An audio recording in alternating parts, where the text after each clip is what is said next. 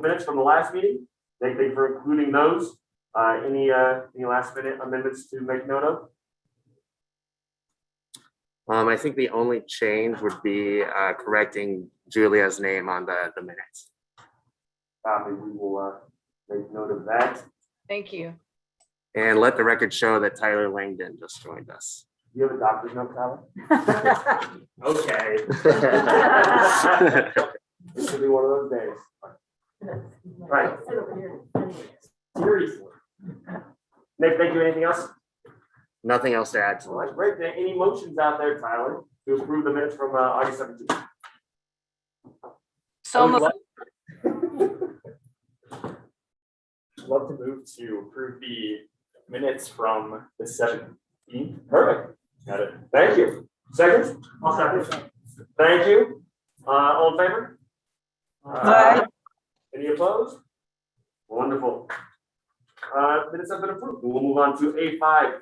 Council liaison report, given Naomi is not with us today. Nick, anything you would like to update on her behalf? Nothing to update on her behalf. Unfortunately, she was not able to make it due to an emergency. I'll go over things that we've been working on together in my staff report. Wonderful. We'll move on to that. Perfect. Well, the things that we've been working on, it'll come up later in the agenda, but we've been working on the neighborhood cleanup, working on some sustainability efforts, which we will go over in a little bit. Other things, Naomi's been really focused, Councilwoman Dewar's been really focused on constituents. And we are looking, again, I know I mentioned this at the last meeting, but we're looking at further escalating our ability to do hybrid meetings. I think we're getting a little bit better. It seems a little bit smoother this time. And on Thursday, we will have a Watch Street sidewalk meeting. John will go over that in his presentation, but those are some of the things that are going on in Ward 2. All right. Thank you, sir. With the conclusion of A6, move on to business items. First and foremost, B1, neighborhood cleanup update. Update on time, location, logistics for Ward 2 neighborhood cleanup. Nick, anything for us on this one, or you want me to poke the audience? Yeah, so I have a whole lot of things to update us on. I know that we talked about a few different locations, but ended up working out that we will be doing this at the summit. I've already reserved our spot. If you look at your agenda packet, and I will actually navigate that on here for everyone.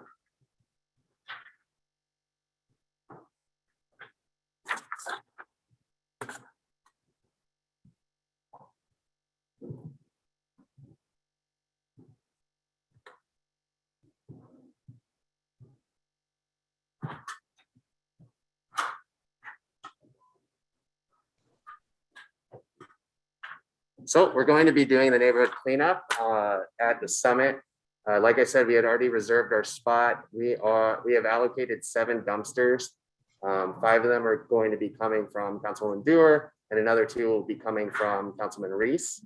I think this is a great project that they've been able to work together on, and I've been able to work with some of our sustainability team. One of the dumpsters will be dedicated to green waste, which is why you see the Believe Relief Reno. I think one of the major things that we really want to promote here is our sustainability efforts and showing that the city of Reno does care about sustainability, and we understand the role we play in climate change and conservation.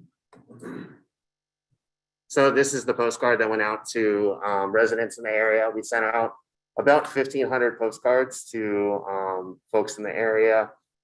I think last time we kind of glossed over the items that were accepted and not accepted. So if you look here, we're pretty clear on what we will be accepting and what we won't be accepting. I have been working with Kiwanis Club to see if they can accept any of the bicycles that we might have dropped off. I'm not sure if anyone will bring them, but I think it'll be nice to be able to donate those and not dispose of them. Tree hedge and trimmings and grass clippings, those will go in the separate dumpster, and those will be taken to full circle composting. I think this is a really great effort. I know Naomi or Councilwoman Dewar very much cares about the environment and trees and protecting the city of Reno. So I think this will be a great effort. Other than that, this is a free service for the residents of the area, and there will be a press release that's going out. So I think lots of residents in the city of Reno will be able to take advantage of this program. On top of that, we're also using this opportunity to educate folks on composting. So one of our graphic designers, or our graphic designer, was nice enough to put this together. I'll just pause so that we can let Mimi join us.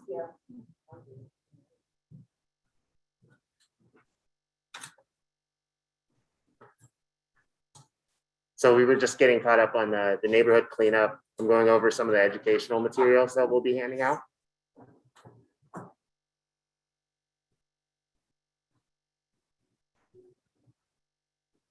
But yeah, as I was saying, some of the things that we've been working on are educating folks about composting and how they can do that at home.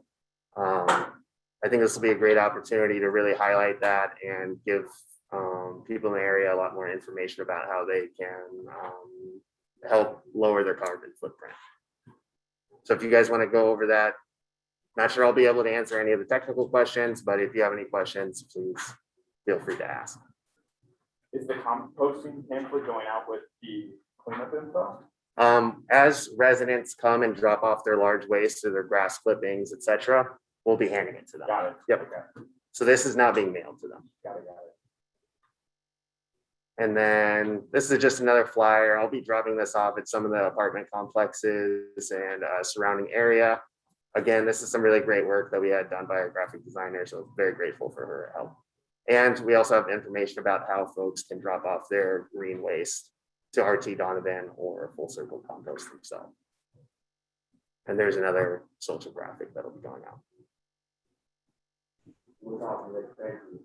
Yeah, any questions about that? Nick, if that's a flyer, could you email it to the board? Everything that I'm going over here is part of the agenda packet, so you should have It's access. already there. Okay, I just saw the agenda. Thank you. Yep, no worries. Any other questions?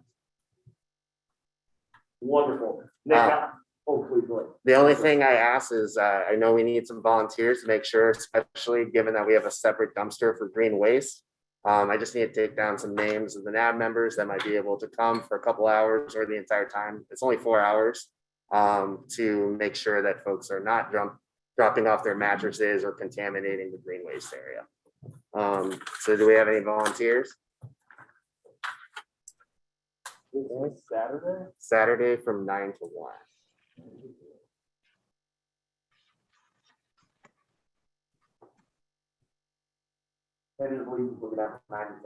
Okay.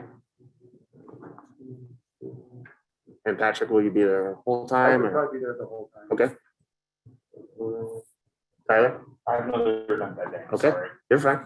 And then Jack, 9 to 10. 9 to 10? And then if I can ask a question, if that's all right. Yeah. Do you just want NAB members or is it okay if you accept other Oh, volunteers? definitely okay. I just don't want to be in a position where we have volunteers and then they are not able to help because we have too many people there. That's my main concern, because there's 7 dumpsters. I think it'll be pretty simple helping folks out, and most people coming there will already be prepared to drop off their waste. So should I direct any prospective volunteers who might? Yeah, you can just direct them directly to me. I can add. Mimi, are you able to help? I have another event as well. Okay. I And can then, sneak away, I will definitely. okay. And then Julia or Donna? I can't make it, I'm sorry. Yeah, I can't make it. I'm sorry. Okay. Some letter, right? Can you guys go for us and put some letter? I think we're okay. Okay, thank you. Thank you. Okay, so it looks like we got a few people coming, and yes, feel free to ask. Just don't send hundreds of people there. I would hate for them to not have something to do if they show up to volunteer and help out their community. But yeah, that's it for me. Great. Thank you, Nick. Yep. Nick, do I stay at the helm or do I hand it over to the chair at this point?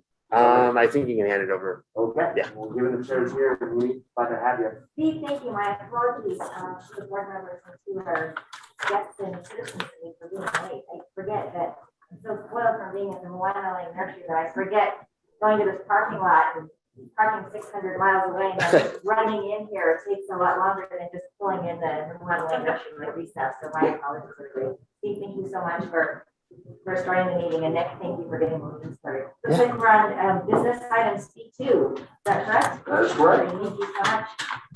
All right, B2, presentation of city 2022 neighborhood street projects and connectivity. This is a discussion item only, and we have a representative from the City of Reno Public Works Department this evening. That's me. If it's okay, I'll stand up, but they're a little bit more comfortable standing up, so I'll do that. My name is John Simpson. I'm a senior civil engineer in the Public Works Department. This evening, I'm going to talk a little bit about the upcoming 2022 neighborhood street projects. So all of our street units are going to happen next year. Our street projects rotate in 3 different sections throughout the city of Reno. We call them kind of triads. So we have one in the northwest Stead area. We have the southeast and the southeast and northeast section, and then the southwest area. And we rotate each year through those areas to make sure that we spread the improvements across the city, all over the city. This year is the southwest area, so it's part of Ward 2 NAB. As on the slide, you can see we have 4 neighborhood streets programs for next year. The first one is Swope, next to the Swope Middle School. We have a Humboldt North and a Humboldt South between Arlington and Plymouth Street. And the last one, which is in the Ward 2 NAV area, is the Watt Neighborhood Street Unit. And that's between Plymouth and Virginia Lake. So if we jump to the next slide. I'm trying. So we're stuck. There we go. Okay, some of the improvements and what's going to happen, I'll kind of go into some detail on the Watt neighborhood. We're looking to put in almost over $5 million in investment in this neighborhood. So what does that mean? Utility investment. So stormwater, sewer, and water lines.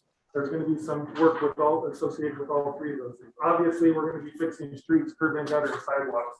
But we'll be looking into safety, traffic safety, and some of those other items that we have. We often get questioned about how we select these streets. I kind of talked how we kind of rotate throughout the city. I'll give you a little bit more detail on how we select the streets. You see the colored map on the side. So we developed this map. The city has about 740 miles of road that we take care of. 25% of those are regional roads, which RTC helps us out with. The remaining of those roads, 75%, over 530 miles of road, falls into our neighborhood streets. And so what we have is staff that goes out kind of in that triad area every year and walks these individual streets and assesses these roadways based on criteria that has been established. And they're trained engineers to kind of look at efficiencies in the roadway, and they gather this information and ultimately give a score for these roadways. The scoring ranges from 0 to 100. So a road that's a 0 is going to be like a gravel road. 100 is going to be a brand new street. And so it kind of gives you a perspective on there. When you look on the map that's on there, I know the streets are kind of hard to see, but you can see that some of our roadways, like on Mountain View and Sunset, have 19s and 20s in there. It's rated pretty low. So when we have neighborhoods like this, we like to look at surrounding streets that are in there and try to incorporate and kind of get a bang for our dollar and take care of as much as we can in those neighborhoods. You will see one kind of outstanding one, which is Bonnie Briar, which is a 52. It's a little bit higher. Normally, when we get below a 55, it's when it triggers. We start looking at these roadways. Bonnie Briar work, we have some storm drain improvements that's going to go down there, so we included that in this project. Just to give you kind of perspective on what the scoring is on some of the roadways, you can see a picture of Watt. You can see some block cracking on the pavement that's there, the shoulder It started to deteriorate, fall apart. That Watch Street rating is about 30. The slide to the left is Mountain View. You can see on that one, we call it, engineers call it alligator cracking. So if you look at it really close, almost looks like an alligator back. And that roadway there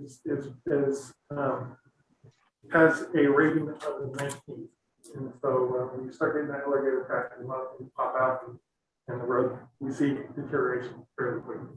So just a little perspective of the rating of those roadways and how it comes about. So once those roadways are rated, we evaluate those things and we bring those to our city council for confirmation. The Watt Street neighborhood was brought to council in 2019 and for approval. A little bit more detail on the street unit itself, so you can kind of see what's in there. Portions of the roadway that are included are Sunset, Morningside, Bonnie Blair, Audubon, Mountain View, and obviously Watt Street is all the streets that are incorporated in this project. When we start these projects, we end up spending a lot of time gathering data on these roadways, previous projects. So, you know, why isn't Sunrise or Country Club in there? In 2002, there was street rehab in those areas previously. And so those streets are in much better condition. But we start gathering some of that information. We look at our sewer, our storm drain infrastructure, and the condition of those things. We'll reach out to our traffic engineer, get traffic data, crash data. We pull up any of the service requests that have come into the city from the neighborhood and just start gathering all this information in order to determine the needs of this particular street itself.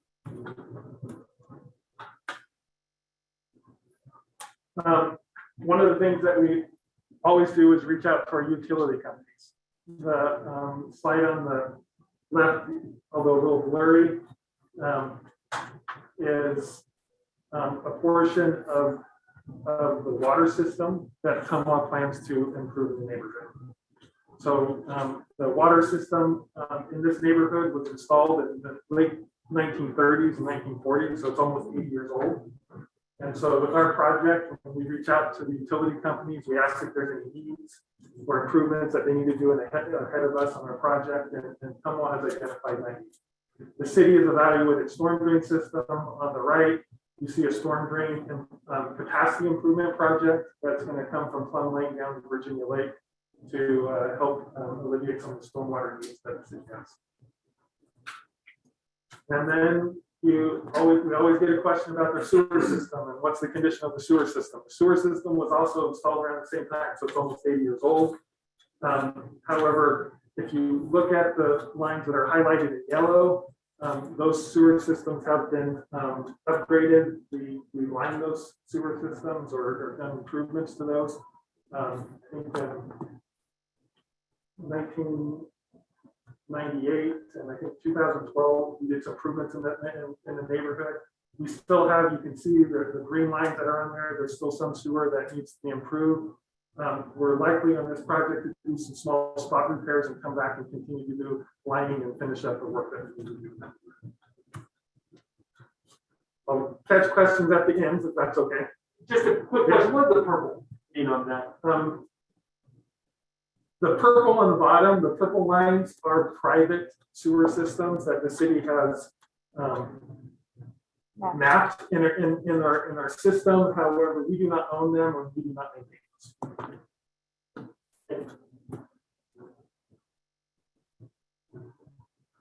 So challenges for the Watt neighborhood. If you look at the slide to the left, you see some blue lines in there. That's where the existing sidewalk exists. So that's where we currently have the existing sidewalk. You can see there's a lot of area in this project that has that missing in the project. And if you look at the slide or the photos to the right, you can see some of the challenges that come in with installing sidewalk in the neighborhood like this. So one of the goals and kind of the city's goals is to establish a safe walkable neighborhoods and pedestrian access routes and try to follow the federal guidelines to do some of those things. This is one of the challenges that we have on this project. We are going to reach out to the property owners in the neighborhood. So this last couple of weeks, we've sent out flyers to about 275 property owners in the neighborhood and invited them to a meeting that's going to be this Thursday night. At that meeting, we'll go into a little bit more detail about the preliminary design, some of the challenges, and look at some of the improvements that we're looking at for the neighborhood. And that is this Thursday, the 23rd, from 5:30 to 7:30. We're holding that meeting at the Land and Nursery Design Center. And that being said, that's just a kind of a quick update for the neighborhood project. That's particularly the Watt Street neighborhood project that's in your ward. Again, my name is John Simpson. My contact information is up there. I also put Luke Opperman's information. He's the project manager that has walked those roads and has been knee-deep in figuring out the needs of the neighborhood. And I have his contact information up there. Feel free to call us if you need to at any time. We're happy to answer any questions. And with that, I kind of open up to any other questions that you might have.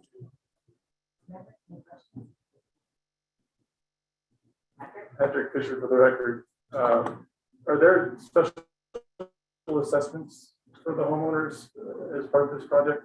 Or will that depend on the sidewalk projects that go in? So the special assessment district is it's usually spread out across the city itself.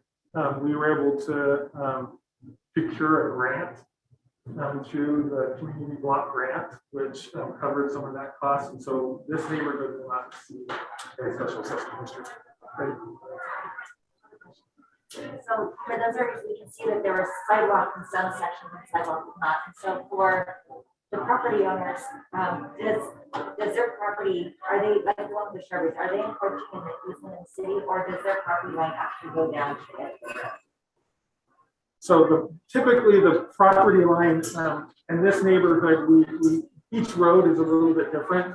For example, on Watt Street, we have 6 or 7 feet behind the gutter, the curb and gutter that's in there, that is actually city right away. So we do have some space on each side of those, on each side of the street. We do have some right of way that goes down through there. I know on Mountain View is the right of way is much smaller and very limited in that portion. And so that's part of the challenge of the neighborhood and figuring out the best routes for pedestrians and providing a safe route to do.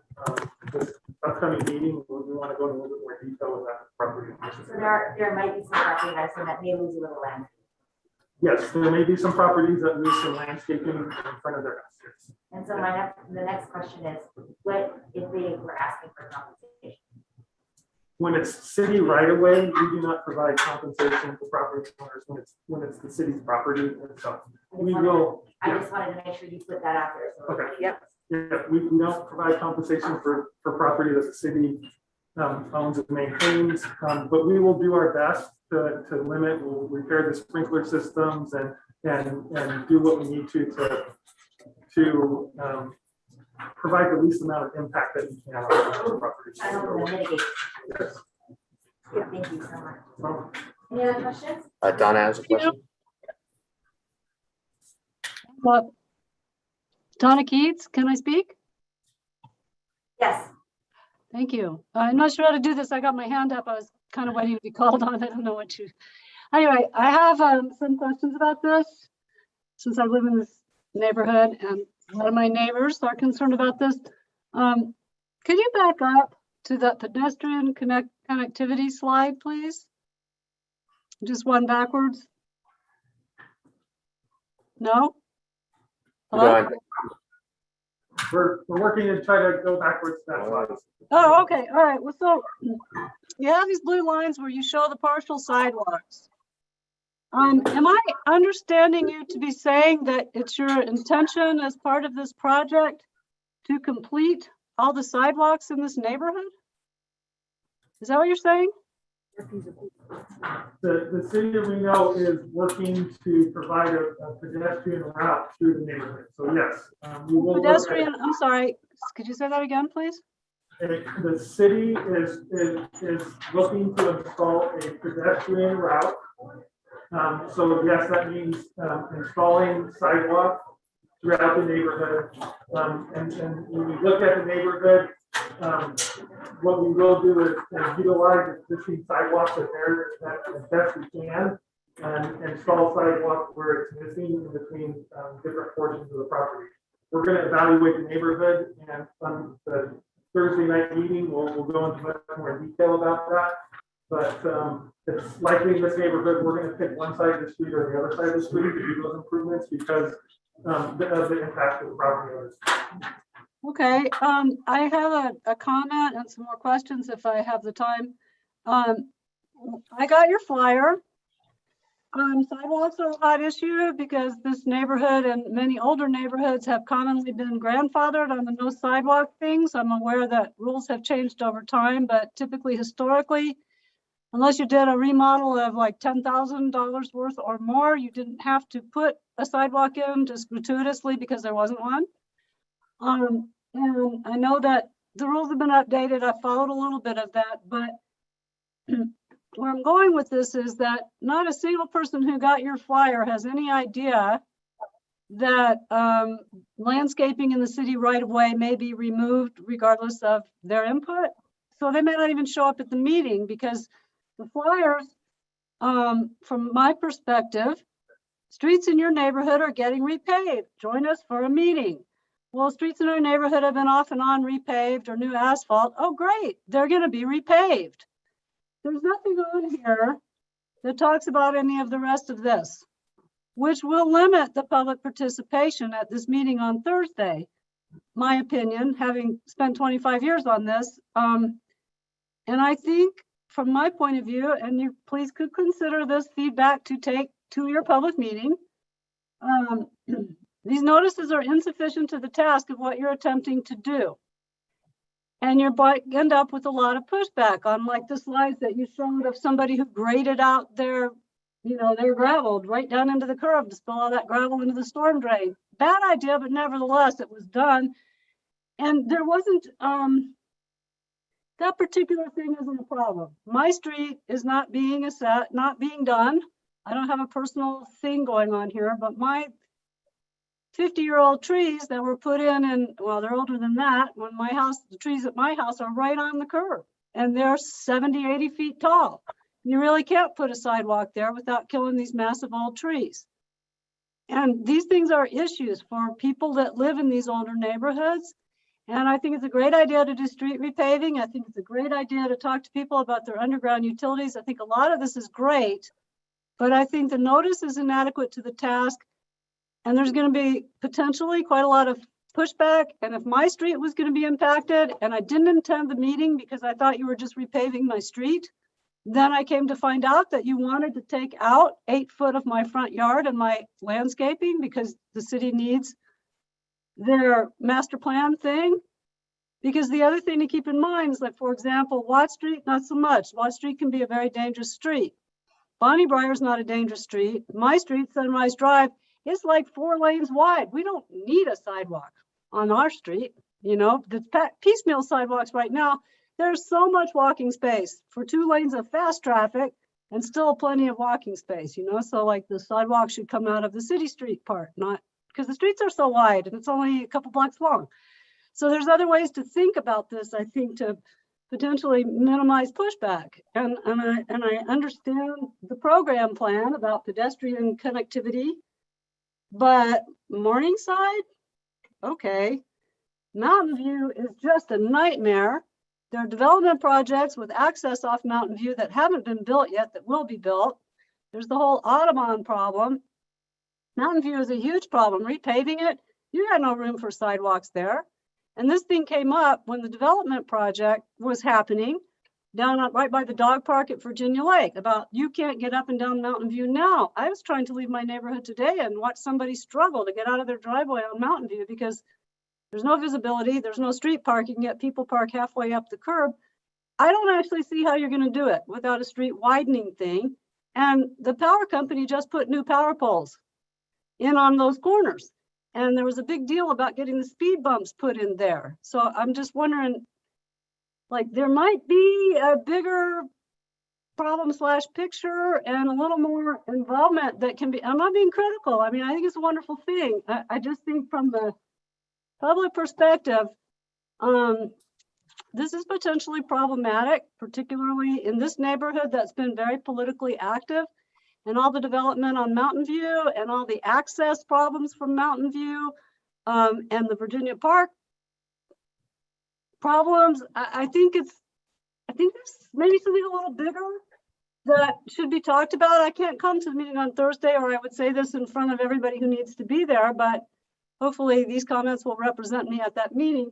And I don't know that you can do anything about it at this point in time, but I think you need some better public noticing and some other kinds of engagement, because the developers are obligated to do improvements on Mountain View. That's part of the deal of getting that dog next to the dog park thing approved. They have a fiscal responsibility to take care of some of these improvements and the egress. And it's not the city's money or the block grant money that should be doing that, or the sidewalk right next to their driveway that they're obligated to take care of as a matter of approval of their project.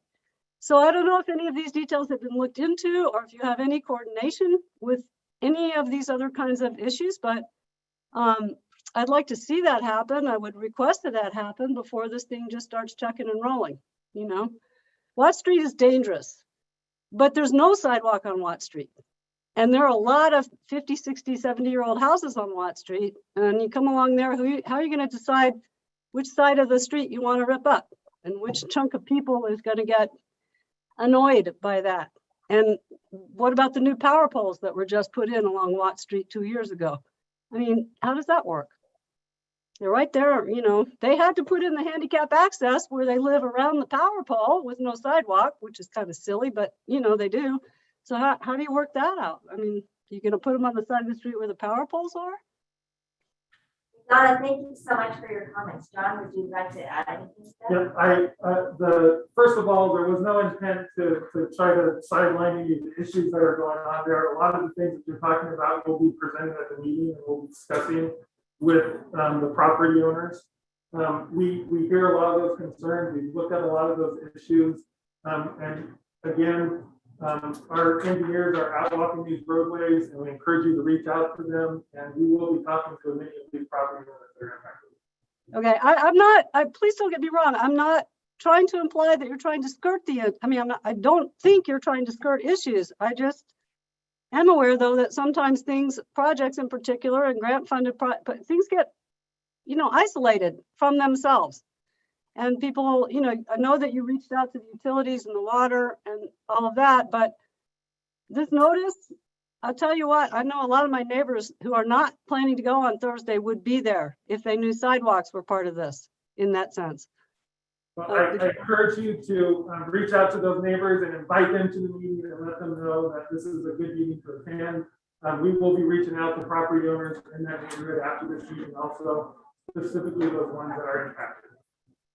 Okay, so how then on Thursday, your meeting on Thursday, I'm sorry to take up so much time on this, but this is sort of representative of a lot of different things that come up. So just consider this a blueprint for all kinds of different things that come up.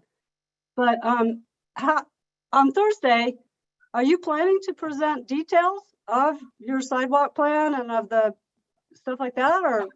Yes, we are, absolutely. Okay. And is there any way you can do that by Zoom? We don't have that scheduled to be done by Zoom. I can follow up with the staff and see if that's a possibility. I think distributing that information to the property owners at this point might be a little late, but we can look at that as an option. Okay, I mean, that would be great if there's, I mean, because I'd come if you could Zoom it. I'd like to hear the details, but this isn't the forum for that, so. Anyway, yeah, I see a lot of information that you've given me. I've written some of that down, and we appreciate your comments. Thank you very much for your efforts. I appreciate your presentation. Any other comments, questions for John? I do have one question. I am Jack Klein for the record, and my apologies to the board for prolonging this. I just have one. One of the photos was a absence of a white.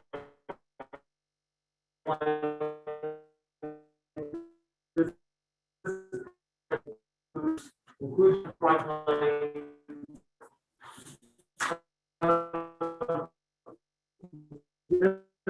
This project is not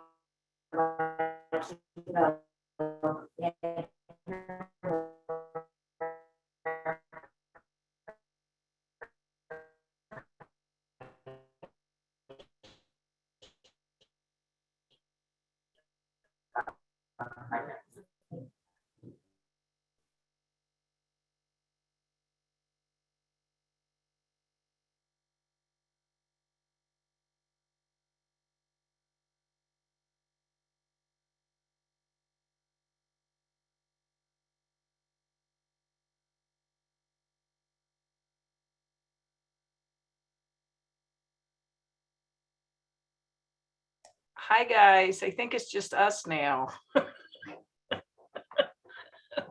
I think they lost their signal. Hopefully they'll come back. You're on mute, Donna. But okay, hi.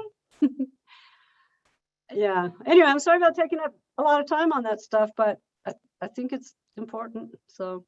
Oh, I like how you present yourself.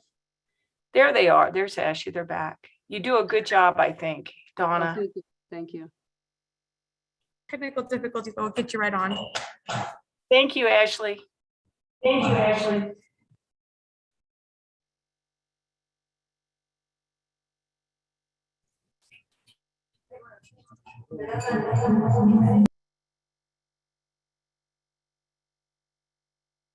You'll make it 45 minutes free, like 40 minutes free. Why we have to say don't free? Now they can use mine. Okay, I think we are back up and running. Can you guys see my screen? And Julia, can you see Yes. should be. Julia. Can you hear us, Julia? Yes, I can. More people yelling. And then there is no PowerPoint presentation for this, just for the record on the Zoom end. Is everybody back? Can you see them? Yes, I see them on my end. Is everybody? Oh. Who, that other guy that was saying a lot of things that we couldn't hear, or what was that about? We're just trying to reconnect. Donna, can you hear us? Can hear you now, thank you. Donna, they ripped the sidewalks out. Just kidding. Yahoo! We're back. Okay, is that legal services? All right, Madam Chair, folks, I'm Dan Hanson, of Nevada Legal Services. What we are is Legal Aid, which is a free civil legal firm for homeowners. Nevada Legal Services actually serves the entire state of Nevada. So, you know, from 15 hearings or something like that. Of course, Ward 2 is among our favorite. Yeah, so issues that we tend to help people with are, like I said, civil. So you could think of us as sort of being analogous to a civil public defender. You're charged with crime, or you're at risk of going to jail, public defender can represent you. However, if you get sued or evicted, you don't necessarily have a right to counsel. So if you're interested in legal help, us.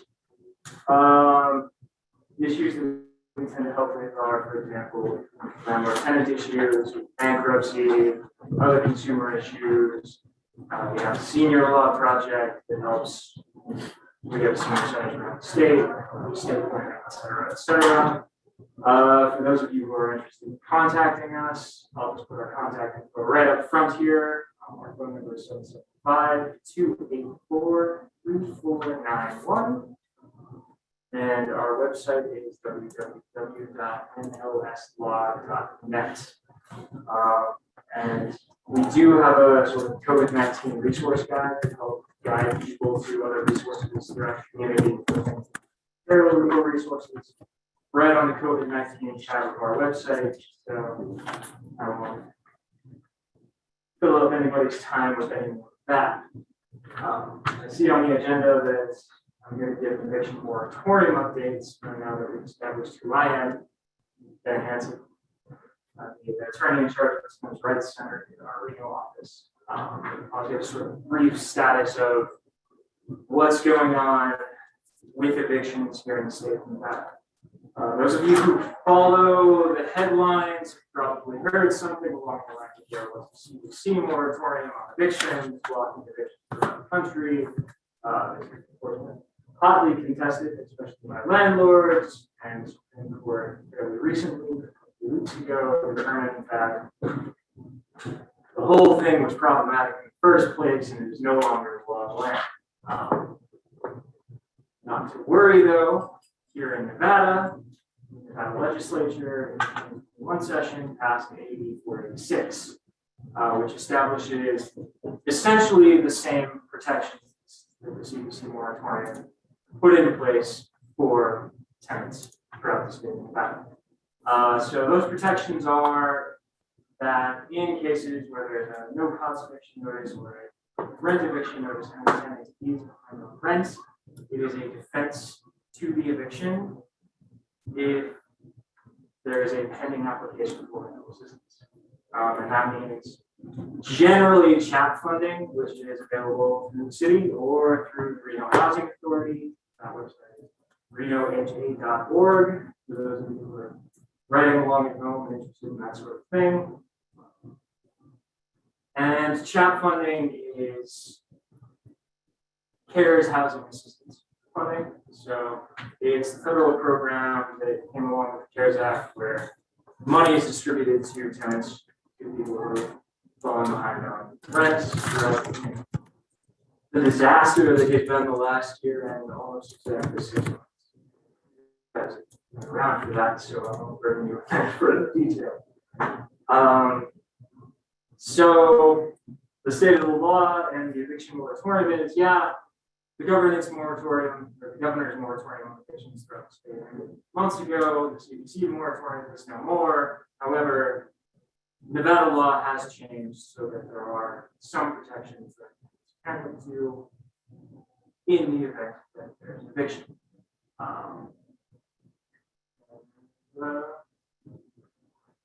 Well, that's the recent headlines. Anyone have any questions?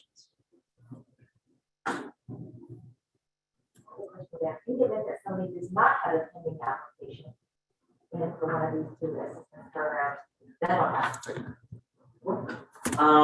I would advise them, if they are behind on rent, to apply for that. That money comes from the federal government's, and even if there's not current funding, those pending applications, the moratorium, or rather, the application itself stops the eviction happening as long as that application is being processed.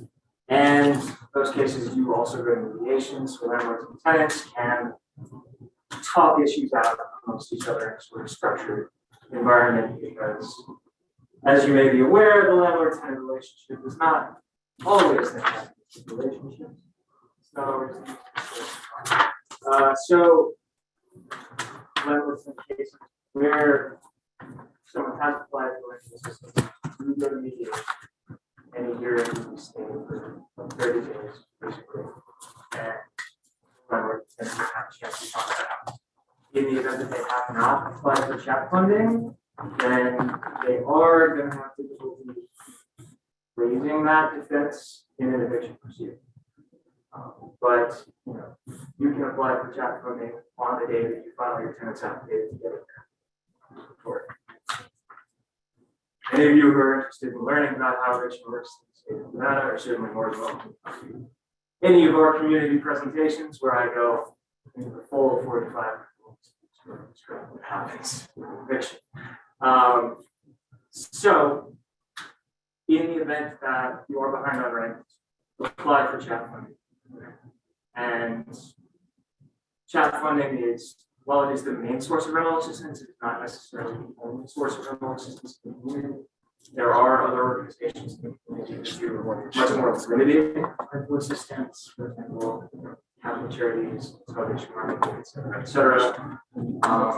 The CHAP fund is generally your best bet for getting anything significant. And there have been very significant CHAP payments since their act was passed, up to more than $10,000. Even if you're very far behind, that's fine.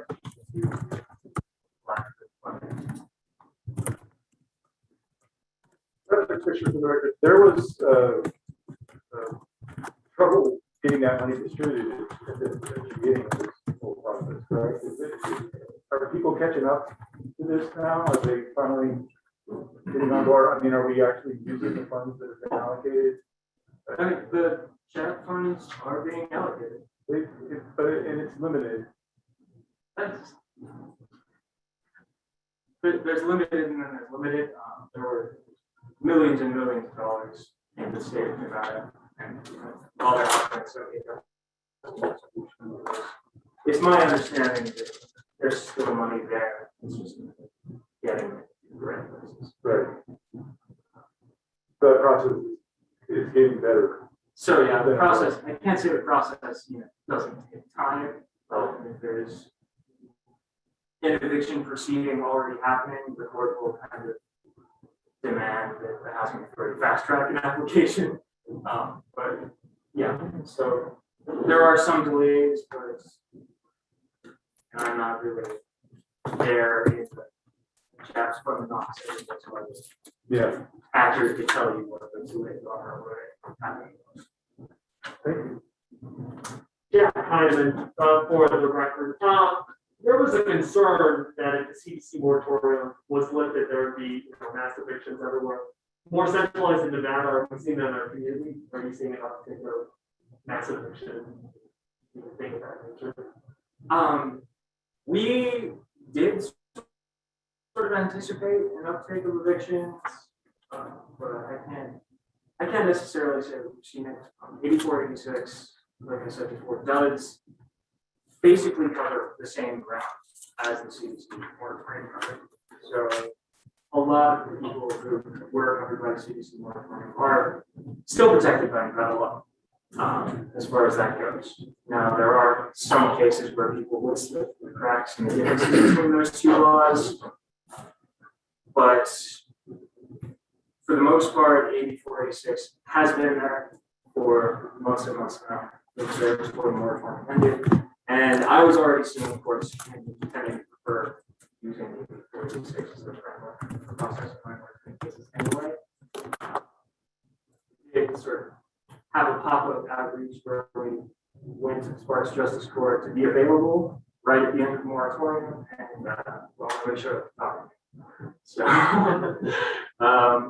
So the tidal wave, such as it was, hasn't come. And if you'd like, I can give you some of my theories about why that did or didn't happen. But I don't know that we need to take up a lot of time with hypotheses like that. Any other questions? Julia, Donna, any questions? No?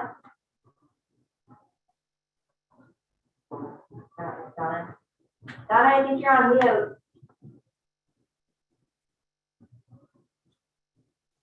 Thank you. No, I just want to thank you for the presentation. It's very informative. I don't have any questions. No more questions. We're going to move on. All right. B4 was pulled from the agenda. Moving on to development projects. We're going to move on to B51. LDC 21000. By far, this is Canyon's Edge, or request has been made for an amendment to the master plan and use designation from unincorporated transition. The large lot neighborhood of 80.22 acre site is located approximately 1,400 feet east of the eastern terminus of Mine Shaft Road. Can I excuse me, I'm really sorry. I can't hear you. I'm sorry to break in. I know it's really rude. I've been watching this screen and most of the audio noise for us on Zoom, I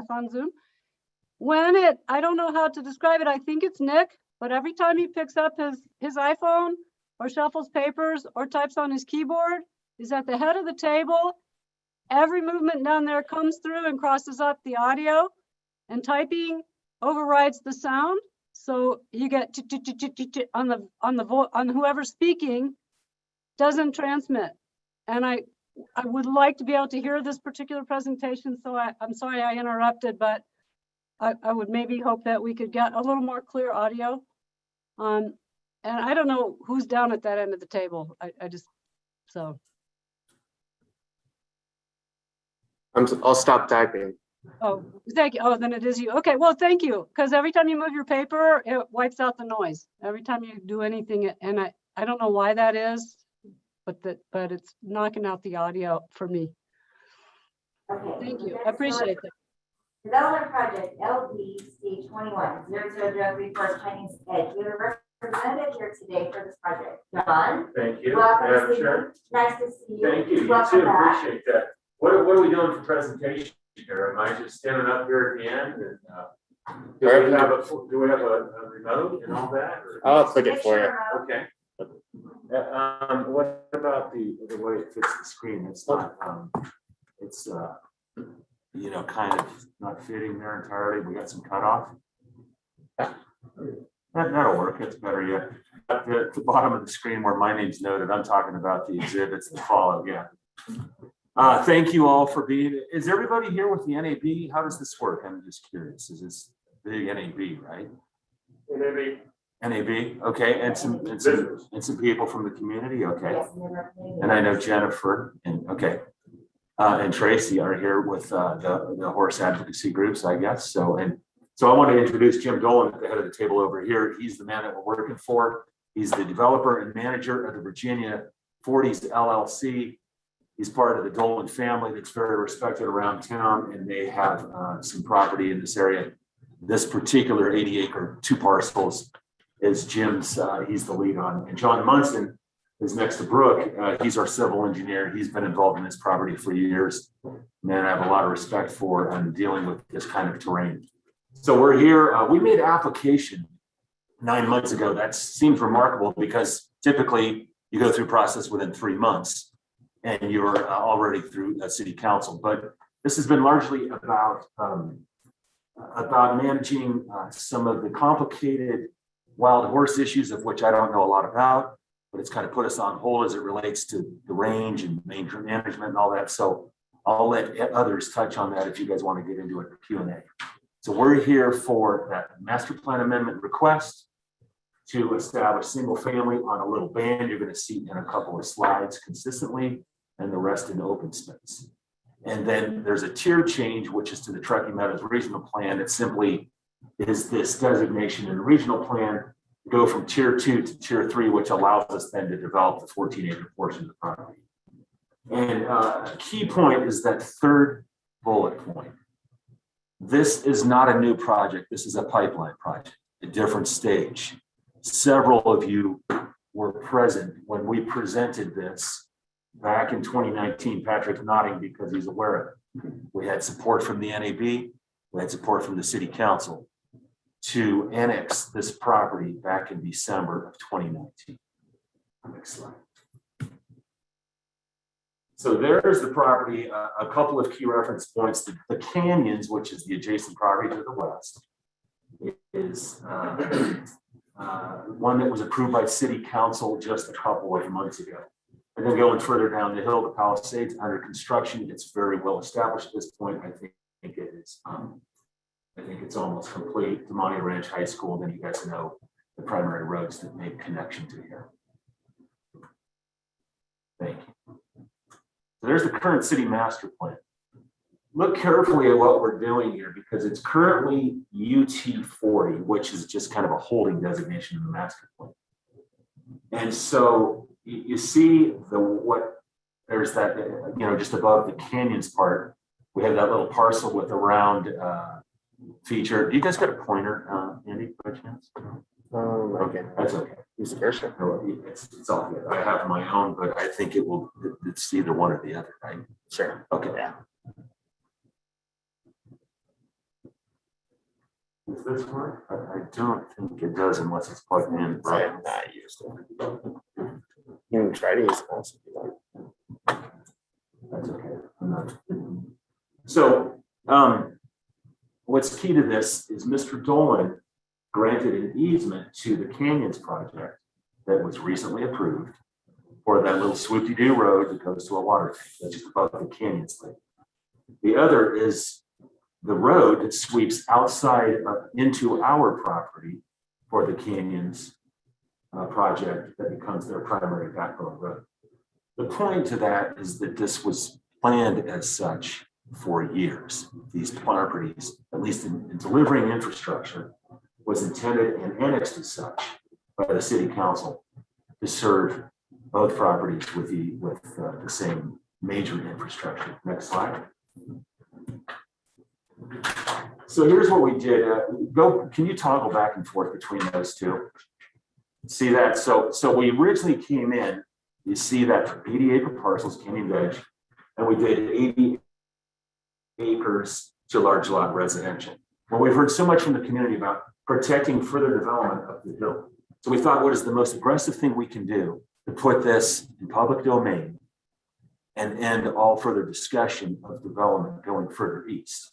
So what we've agreed to do, and Mr. Dolan agreed to this, I had to do a lot of work to get to this point because it's giving up basically 66 acres of the 80-acre property to put it in open space in the master plan. That's what we're trying to accomplish here.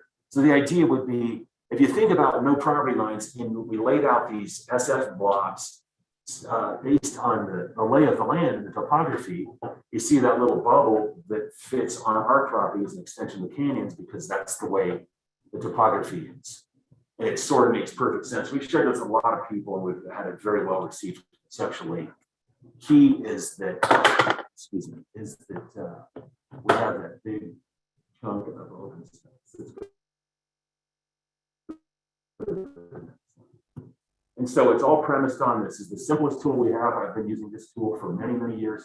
No matter, it works great with lay people. It makes great sense with, when we're working with city staff, with all the professionals and such.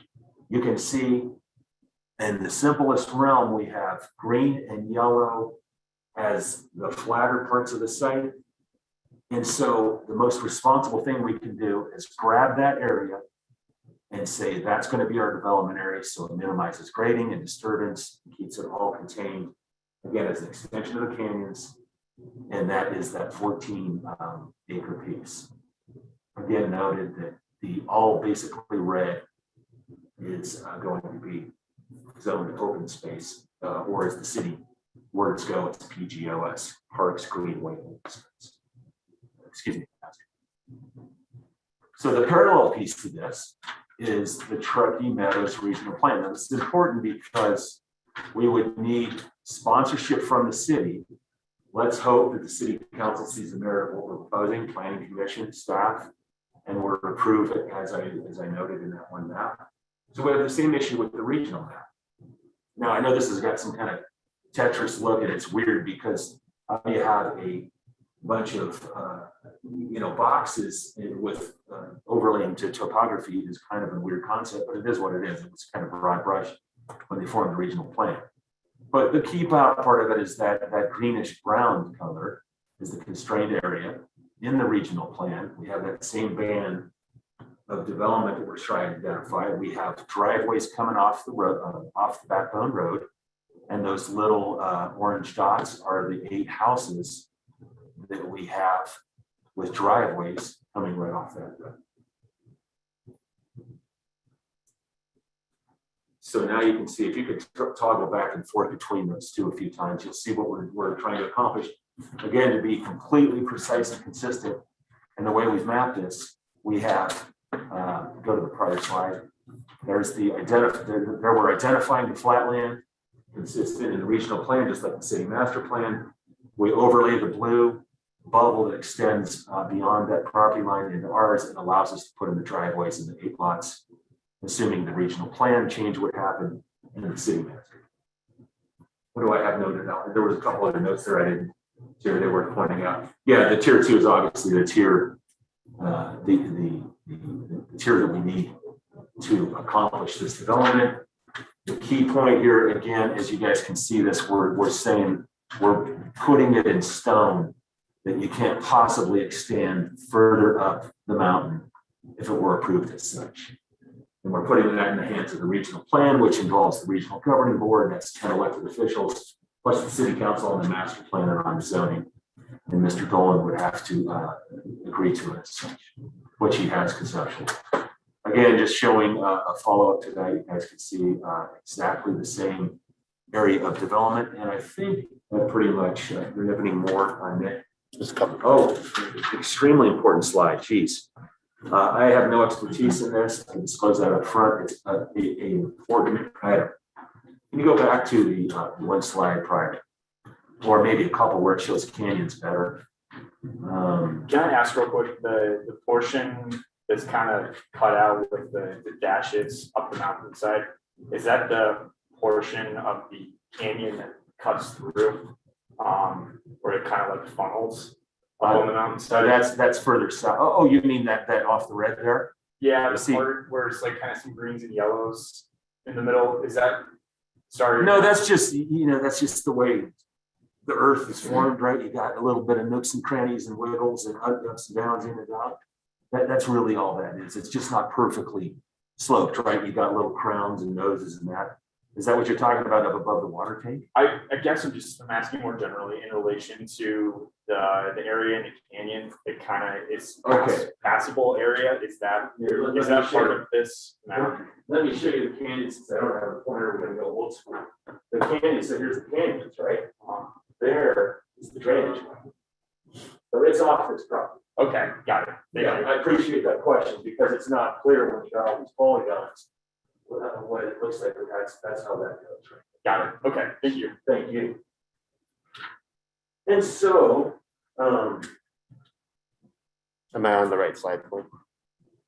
yeah, I think so. That's so. Oh, I wanted to go back a few more slides. It kind of pops the canyons. Okay, so there's that one right there. You look at the canyons project, and again, recently approved. You see all of the lots as they have them laid out and approved. The open space and the roadway network that basically covers it, right?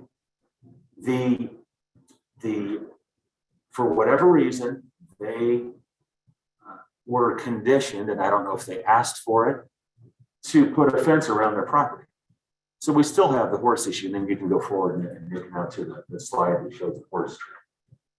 So this one, so it's a little bit different perspective, bear with me, but you can sort of see that backbone road for the canyons. And we got a zoom of our property. So the idea here is we have the wild horses, we have a responsibility to deal with them. We want to deal with them. Jim Dolan has taken the lead on this with the horse advocacy groups. Basically, the issue with wild horses, because you can see the X's on that represent Canyons fence on the Canyons property. We're looking at the flattest land we have in an interim opportunity to put in a horse trail. We say 6 to 24 months, while the city and other experts on horses are moving horses further up the range. So the idea here is to get them further up the hill as best we can as it relates to our property. We have a diversionary water source. It's temporary. It has value to the horses. We have the notch out of the fence around it so the horses can comfortably get there. And then it's kind of an interim solution and a phase solution to managing the wild horses. So we call it horse path and diversionary water source. You can sort of see in a different way, but you can make the connection easily about how the deep red in the map is those densely, those super close lines that show all of that very steep terrain behind, above that horse trail.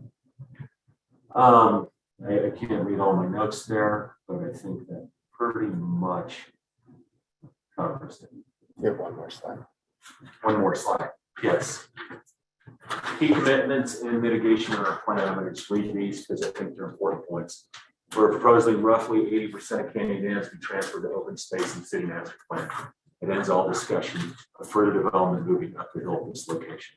We've heard a lot from staff about what's next.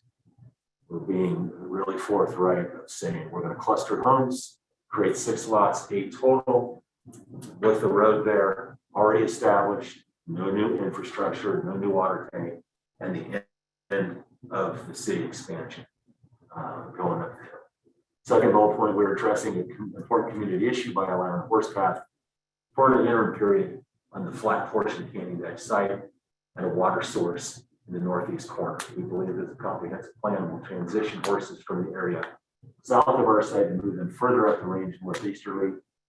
This is a public safety and a well-being for the horse population until a broader Virginia range management plan is complete. You guys all know, I saw the paper Saturday morning. Obviously, it seems like a pretty significant issue to me. I call myself a layperson in this issue, but horses killed on Veterans Park too far down what appears to be mixing with people, probably not the best solution. So we really are trying to be proactive to the extent we can manage this.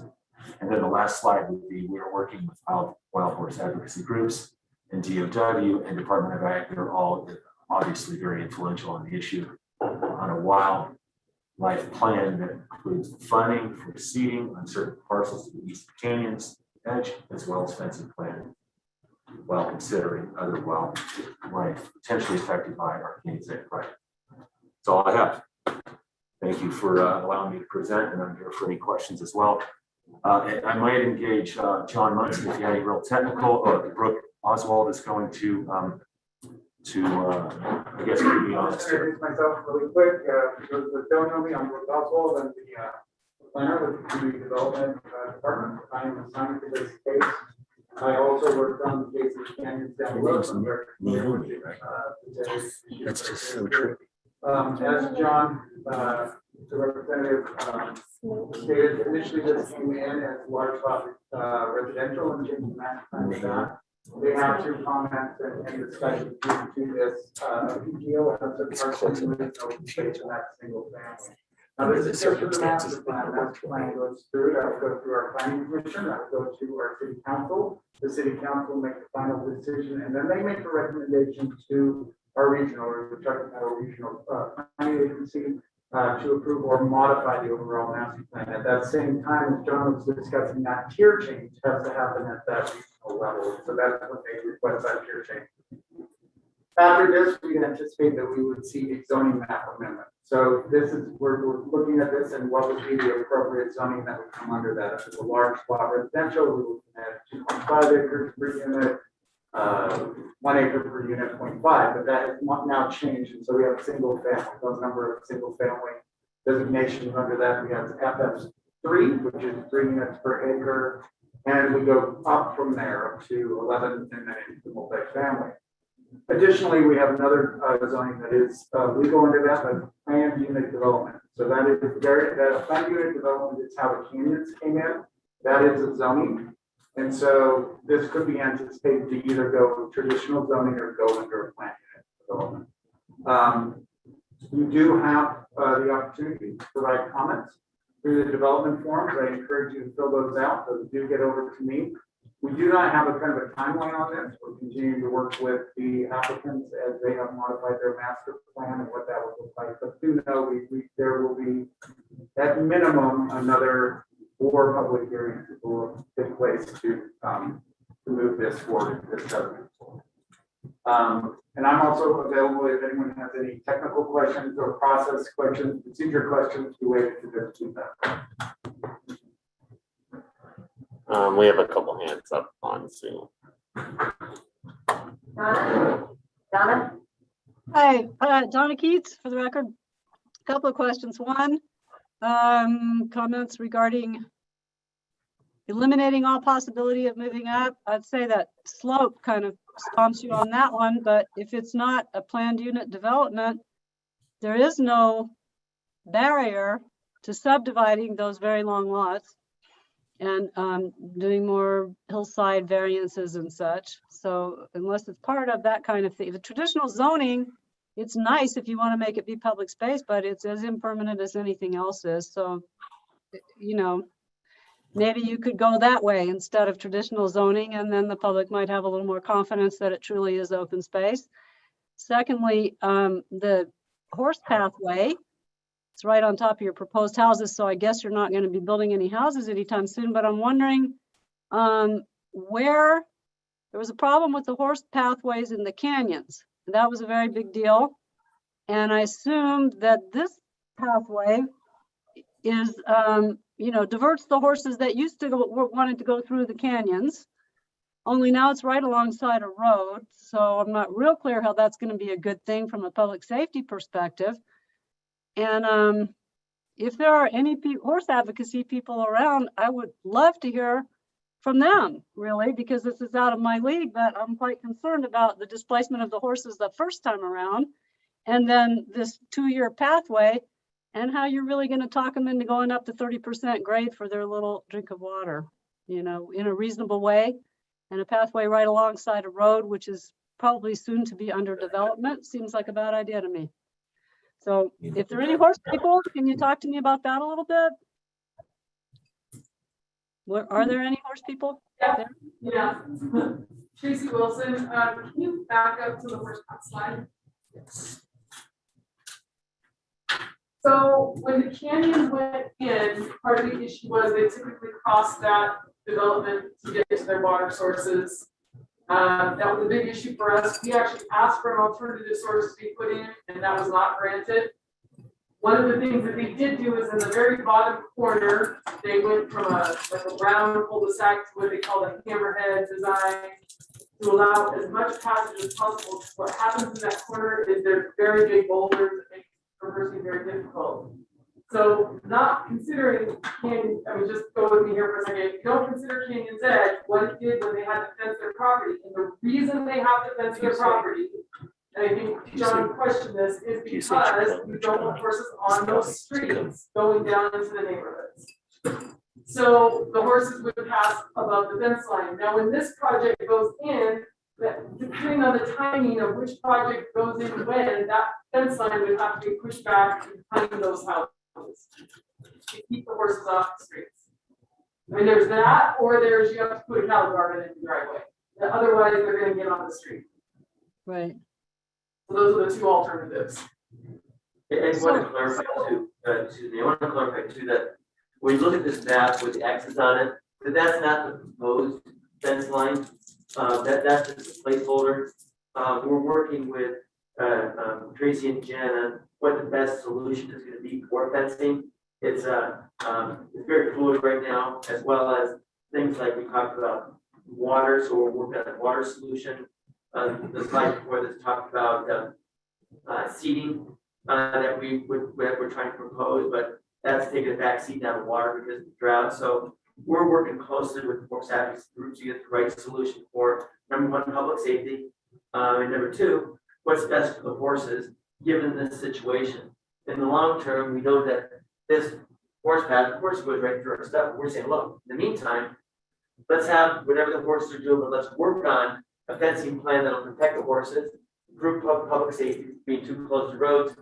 We proposed a temporary diversionary water tank up there for water, a water source, and we're working through that now so the horses have water with the objective of really protecting the horses, moving them up to northeast area, providing water to them that they need.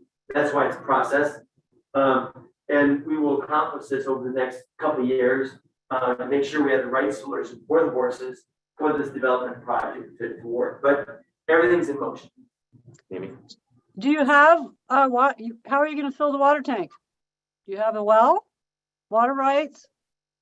Yeah, well, good question. We're working through that process right now. The option A is actually to get water from that water tank. The view where it says future Tumbo partial water tank, to get it from there. But there's some issues to go through different agencies that we're working through right now.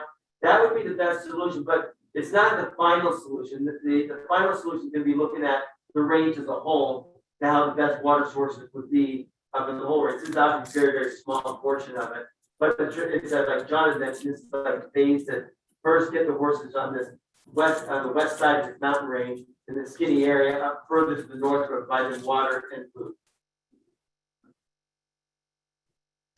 So this is kind of contingent on this, getting the water is a complicated thing. I did a lot of work on Sunny Hills Ranchos. The water's no good for one thing, and you can't put in a new well legally for another thing. So you have to buy the water from Tumwa somehow, or it comes with the appropriations for your houses wherever you bought them to dedicate. But that's going to be a problem just to even have the water. So if you have no water, this conversation is not relevant, really. Well, there's option B is actually to build a temporary tank. It says it says temporary diversion water tank and trough. They have these throughout the range right now, where you actually fill them up with trucks. They do this a lot on the eastern part. It's not as efficient, but it works. So option B would be to drive trucks up this road. If you look at the water tank road, so that'd be great to get up there. And we would actually fill this tank up, which goes into the trough with kind of like a buoy system that keeps the water full to be able to provide the horses with water. So that's option B. Option A. Uh-oh. Cut out. We're losing you guys. Get some approvals to get water. Goes banjo. Okay, now try. I think they're hello.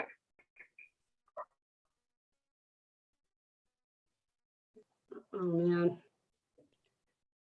are they frozen? I think maybe. Julia? Oh.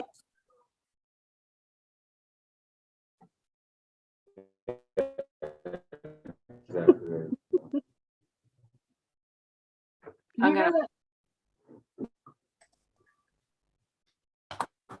Julia, can you hear us? Vaguely, it's not real easy. We get pieces. It's kind of disjointed. Try again. Maybe we can hear you now. No. Is there a way for them to call in? Yeah, it sounds. Did you get the part?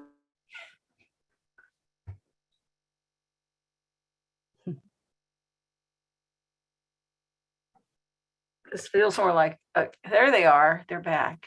Okay. I guess. Are you guys back? Yeah. Yeah, we're back. Yay. Yay. Hey, Julia, while we can hear you, you have a question? Yes, I did. Actually, Donna said most of what I was going to say and asked the main question about horse advocates. I had a couple of things that, I mean, as I'm understanding from what I could hear, I'm understanding that none of this is really ready for prime time. You're putting forward a proposal with a lot of contingency plans, especially related to the horses. And there's a lot of unknowns there. And I get that. And I get that perhaps you need to do this amendment before that happens.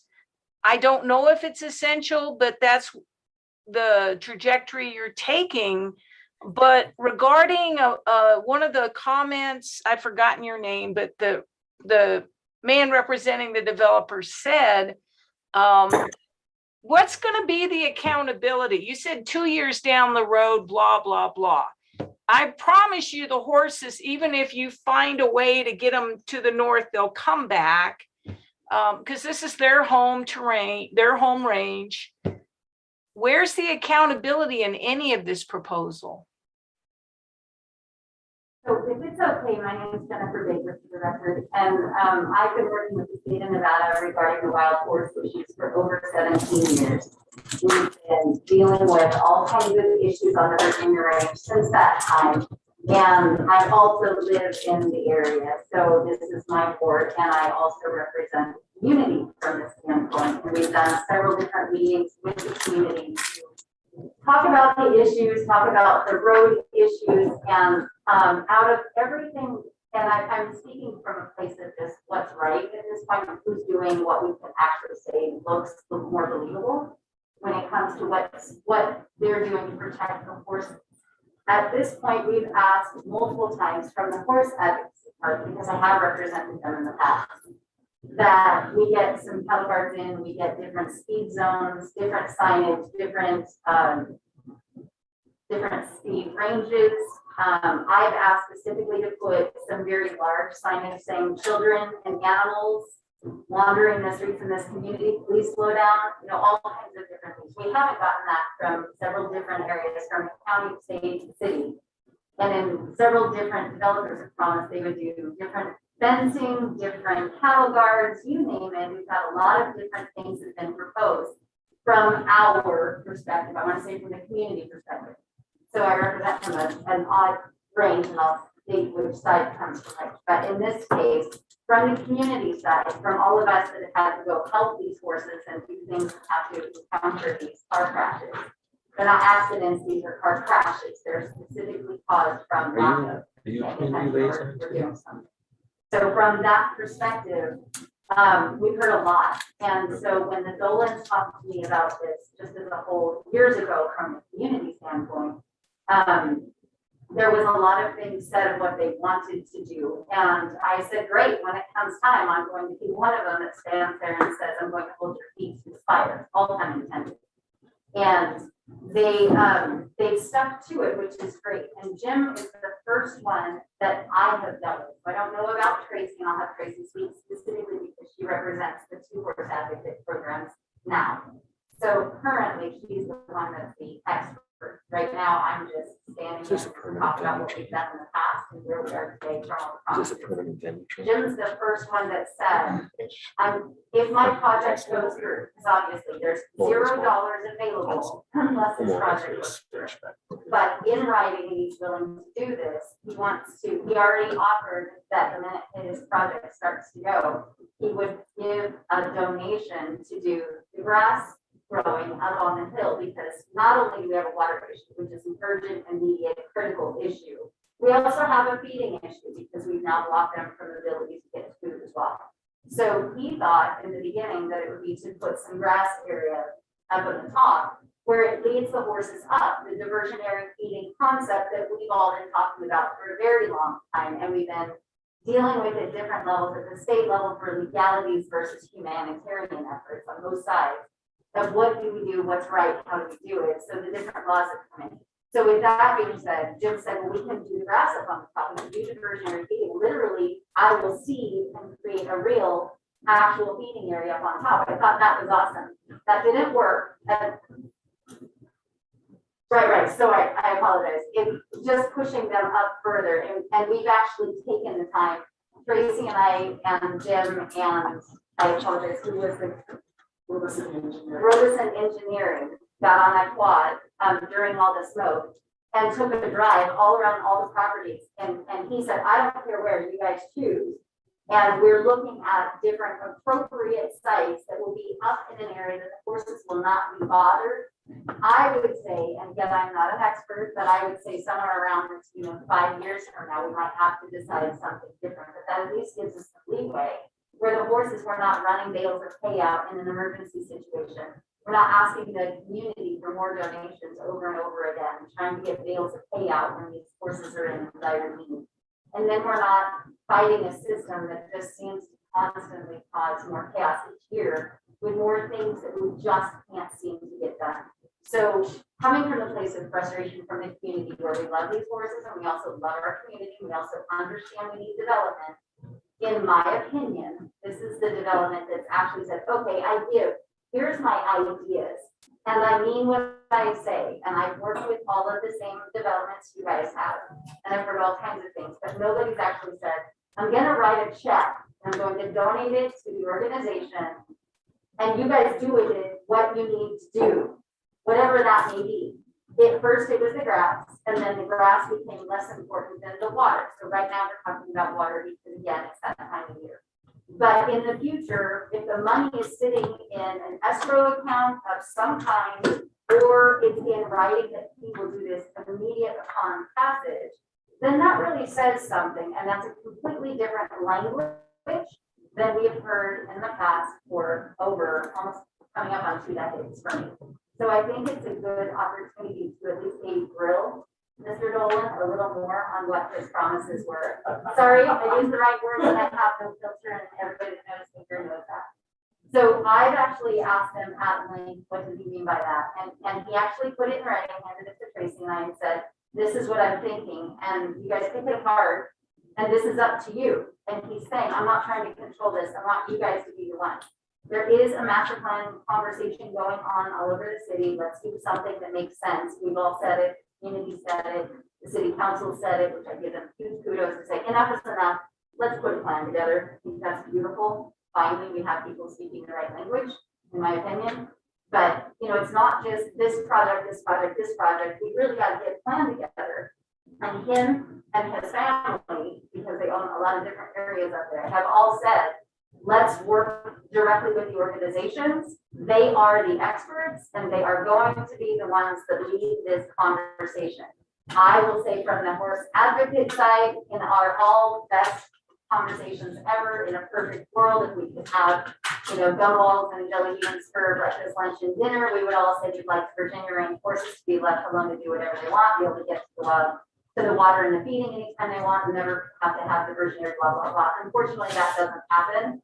So at least we have a developer saying, what can I do to mitigate all losses and make this a better thing from the horse advocacy side long before we start building and telling you too bad, so sad, like some of the other developers have done, where they've actually fallen through on their promise. So from that perspective, as a community advocate, I'm all in for continuing to hold this to fire and walking through the process, which is why I'm sitting here today. And from the state standpoint, the state that pushed so hard to do the darting and all of the different things that they've done, I want to give huge kudos to AWHC and WHC for the work that they've done to try to lessen the impact on what we keep doing to them, and the work that they've done. And I want to just say this in front of Tracy, in front of everybody. I don't know how many of you know a lot about the horse programs up there, but a couple of years ago, when we did 19th session, the governor and Jim Wheeler, which is the caucus that I represented at the time, we all made sure that the darting program got back up and running. And that is now known as the #1 largest and most effective darting program in the world. So it's something worth using and talking about and getting some kudos from, because Reno and Nevada has changed the direction of what we're doing across the country when they're doing around us, and all the brutal inhumane things that we're doing. We're really making a difference. And now it seems like we have some developers that have the same mindset of, let's do more of the right thing. Let's set some better precedents by donating the money upfront to the organizations to do what they know they need to do with it, and not to be the ones controlling it. Obviously, he's going to be responsible for it, but he doesn't want to be the one to decide what happens. And I'd like to be kind of getting out there and letting us do it, unlike some of the other developers. Yeah, appreciate that. I have one quick thing, just on the seating. I want to make it clear for everybody, when we talked about doing seating up there, we were going forward with that. Jim set us up, we went up with the engineers. What we run into is not only are we in the second year drought, with predictions not looking great for breaking over the winter, but we're also looking at being surrounded by massive fires in the seed supply. Is now going to be very difficult to get, and that's why it's taking the access to water this year. Hopefully next year things will change, but that is why it's not like we're walking away from the idea of seeding. We're still looking at that. This year is just not, and we would be thinking rodents and birds and we see it this fall. So that's the reason for that. And I'd like to add, just so people understand what seeding means, we own property 2 miles to the east. And what would have to be done for seeding is, I got the proposals, bids and everything for a helicopter to fly it and drop it. And they have certain machines that can do that equitably over the land. There's the seed, we actually went to with robots and engineering to make sure we're identifying the right types of seeds to put up there for that environment that'll be more successful and grow faster and be best for the horses. So we've done all that analysis. That's all in the budget that we gave to them. Say, look, here's what's going to take to do. And it's actually, about a 500 acres that we're actually proposing to seed to help this process. But we're also doing what Tracy's saying, and Jen is prioritizing and what the needs are now, but everything's on the table. And then Jen's right, Tracy is, we're trying to work with advocacy groups to see what the best thing to do is for the horse and wildlife, also with the wildlife issue, to solve these problems and not be the old developers that actually say the solution ends up being put up a fence and you're done. So we're working closely with them and they're right. We're going to listen to them, what they have to say and how to fit well with everybody. I have a question for Brett or for John. Is this horse path and diversionary water source, is that an actual condition within the application for Canyon's Edge? It's not a condition now. I can speak to that. That would, that's fundamentally, it's not something we would normally condition if this comes through, we would see future development go through. With that development, if those houses, we get a parcel map, tentative maps, or something of that extent. So understand there are several more steps of development have to happen. We have a master plan that's going through 5 public meetings. We have a tentative map or a zoning map that will probably go for at least another 3 meetings. And or the zoning map, and then the potential tentative map, they do have an opportunity to potentially by state law subdivide their lot. Tentative map, that would be a parcel map that we can afford that. We could also make this a condition if we did it in PUD. Yeah, and as if they did go to that zoning PUD, there are already course conditions related to that PUD needs to be added or expanded upon to address the specific situation within that PUD. So basically, the developers right now are getting out in front of this then prior to then either the tentative map or the PUD where the conditions would come into play. But right now they're getting out in front of it, working with the groups, being environmentally conscious before all this comes about and is a bomb that's dropped in their lap. So I just want everybody to know that right now, what we're looking at with this development project is that this is just a master plan amendment right now. And that is, it's not conditional, like if we were talking about the PUD or if we're doing a tentative act. This is just basically changing the unincorporated transition UT to large lots. So that's basically what the application process is today. But they're getting ahead of it, which is awesome. I just want to be clear, Patrick. Yeah, Patrick Fisher for the record. I was going to comment kind of on the same lines really quickly. We see so many annexation requests, zoning change requests that have no details, no project, no proposals, they've obviously talked to somebody about what they're going to do with the land, but they don't bring that up. This is a nice change to that, considering where we are in the process. This is what we've asked for so many times, is some more detail about what we're getting ourselves into by, being in favor of requests like this. And so I think it's great that we're getting all the information that we are. Appreciate your comments. Thank you. Well, we've been working since 2019 when it was the canyons, and then they brought this to our attention with Canyon's Edge, prior to all the craziness with the pandemic, but they, the Dolans and also with John brought this forward with Brooke saying, this is what the project's going to be for the canyons, and this, futuristically Canyon's Edge. So we've been reviewing this project now for a couple of years. Now we have phase 2 coming in, and it's nice to see somebody getting out in front and explaining to us what the tentative map could possibly look like, the PUD, what they're doing for environmentally and for our advocacy groups for wildlife. So thank you so very much for being out in front of that for us and giving us that explanation today. Sorry. Jack, for the record, I would like to echo my colleague from thank you to Mr. Dolan and the whole team. Really great and transparent. And then John, I guess thank you for your presentation. It's always very clear, very concise. Thank you. Appreciate that. I do have 2 questions. I'm gonna start with the strange one, the D over by there. Is this to the left of the D or does this encompass the D, the huge giant D? It's to the north of the D. Okay. It's south on that now. It's a little bit east, isn't it? D's down here, it's actually a little bit west. It's actually kind of like the well, look, the Palisades is here. The D is like right here. If you back up 2 slides, it'll actually show her. I think it's 2 slides. Oh, sorry, yeah, there we go. So you see where the canyon is, where that white area is, that's right down in that area.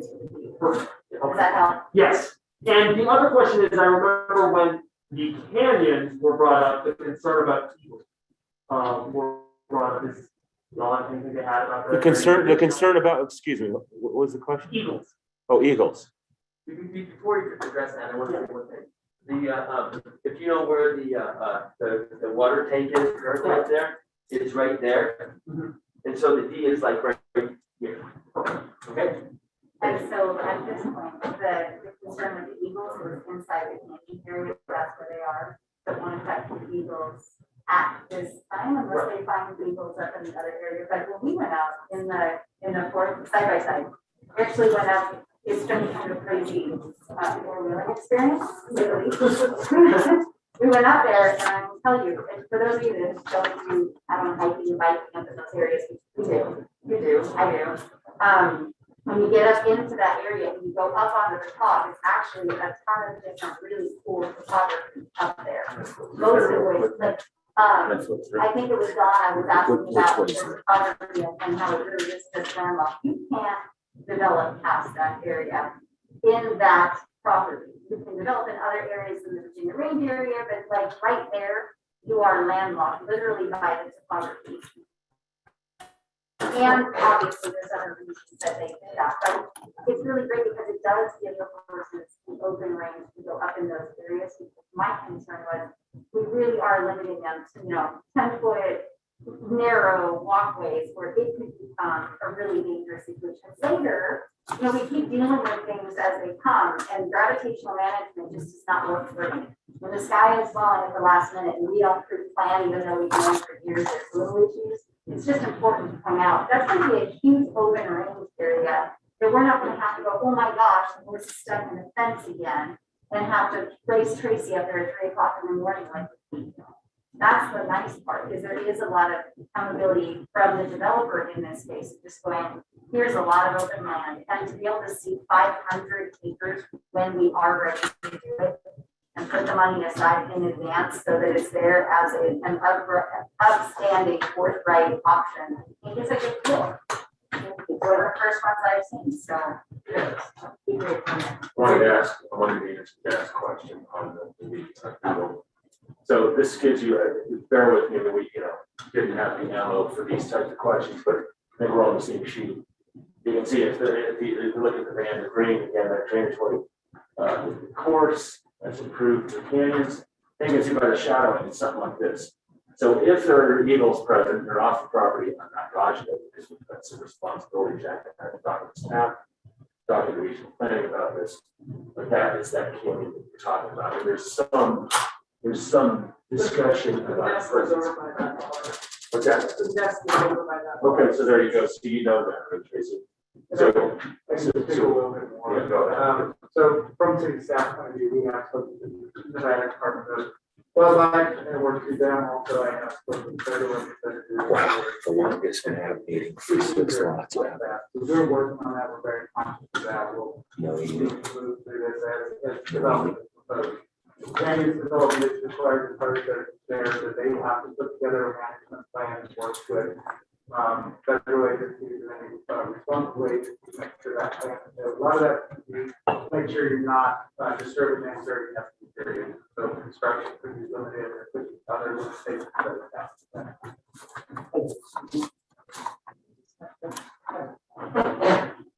Any other questions? I remember when we talked about this a couple of years ago, and I also at that time mistakenly thought that that was the area that's just been completely the hillside. the hillside was completely stripped of all vegetation, and you know the area I'm talking about when you look at the mountainside to the right of where there's development. That's further. Or sorry, yeah, to the, You're talking the to pit. the south. I said it before and I just want to say it again. I hope that as you guys develop this, then we don't end up in a similar situation that just is such an eyesore. I would hate to see all that open space just completely stripped. I've been doing this a long time, and I got to tell you, with cooperation of Mr. Dolan, I've never had a project where I've had a client agree to 80% open space. So that's going to be all native. We're just doing that little band of yellow. That's the map that shows it the best. So once we put it in public domain with the master plan and the zoning, it's done. And there's no ability to do what you're describing. Yeah, you know? no, cool, yeah. I Yeah. just wanted, And I'll speak to that. That's a mine. Yeah, I'll Not, speak, not development, that's a mine. got it. yeah, I'll speak to that a little bit more. That is an agricultural, or an active, active. Got it, okay, awesome. That's probably came originally under permit to Washington County prior to being annexed. They do have a special use permit. They are continuing to use that. We hopefully one day, as we're seeing down on the daybreak development, where they're starting to decommission those and move those into more appropriate. But we do have several things within code that will prohibit the big large scar cuts within development. We have the PUD, also the canyons, as additional, how rocks have to be done, how their grading has to be done. We have hillside development standards. So there's a whole other level of ordinance and requirements that would ensure that we're not going to see something. Got it. That makes a ton of sense. Thanks, Brooke. Nobody had ever explained that before. My only other thing was just, is the intention of this open space to be open to the public ever, or I just wondered if that is the intention. Are there access points to be able to get to it? I'm assuming there'll be surrounding development at some point, so will there be ways to get through the neighborhood after? Yeah, the plan, we got to finalize this, but the plan is, now can you go or further, just take a look at the topo, the red and green stuff? And one more. One more. There we go, okay. This is an existing road right here. We want to currently be way out of neighborhood meeting, the same question came up. Hey, how are we gonna get to my property up there and et cetera? The plan is to have that road still exist and have some access through this way, through this road to get up to that road and come up there. That's the only way to get up there right now, the only trail or road on that property, but the plan is actually to have that continue to exist so people can access property. Awesome. Over there. Yeah, absolutely. Thanks. Just want to make it clear, are you asking the designated open space within this project, and that will be open to the public, or just space for private property?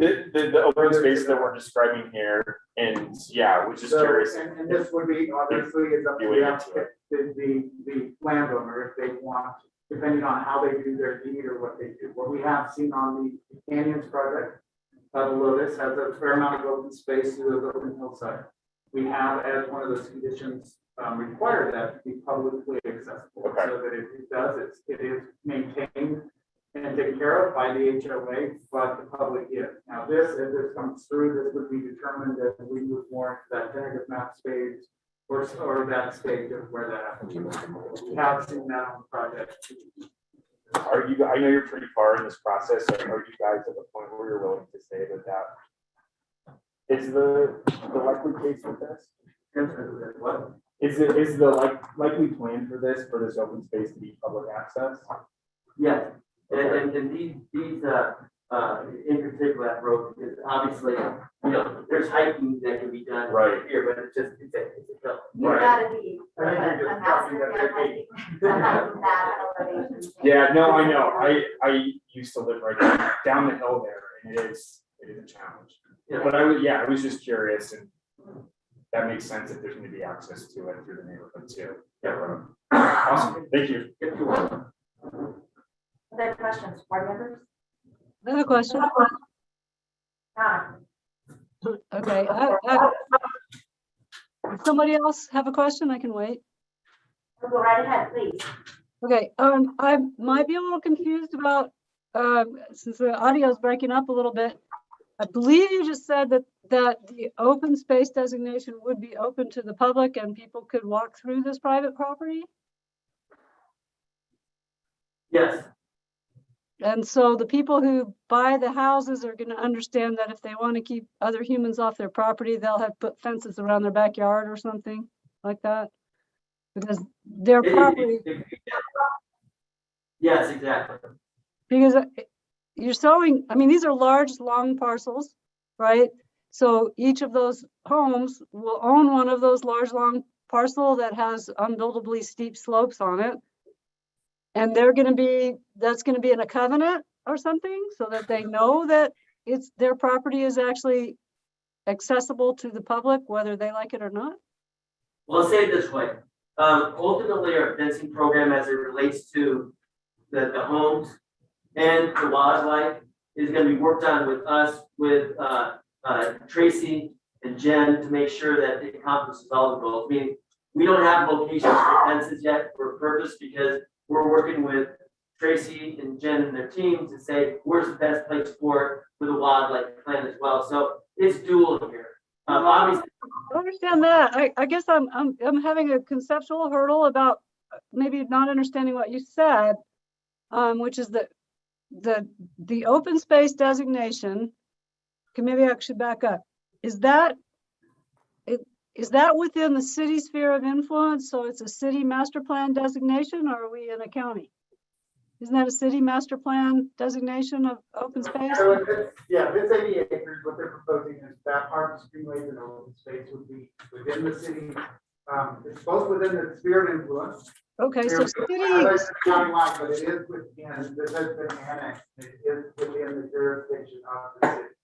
And so that PGOS would have certain limitations through the master plan and the prescribed zoning that would come underneath it. Now that could be within the PUD, that could be just a open space designation under that.